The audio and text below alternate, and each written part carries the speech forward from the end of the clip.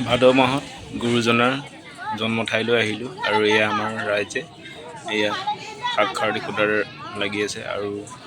ইজনে বনোৱা কোৰত লাগি আছে আৰু পুখুৰীটো চৌহদ শিলৰে বান্ধি দিছে গৰাখহনীয়া ৰোধৰ বাবে আৰু এয়া নামত কিমান লাখ টকা আহিছে চাওক তলত লিখিছে মই পঢ়ি চাব নোৱাৰিলোঁ গতিকে আপুনি কমেণ্টত জনাব পইচাটো মই পঢ়িব নোৱাৰিলোঁ কিমান লাখ টকা আৰু এইটো কি সুন্দৰ পৰিৱেশ চাওকচোন ৰাইজ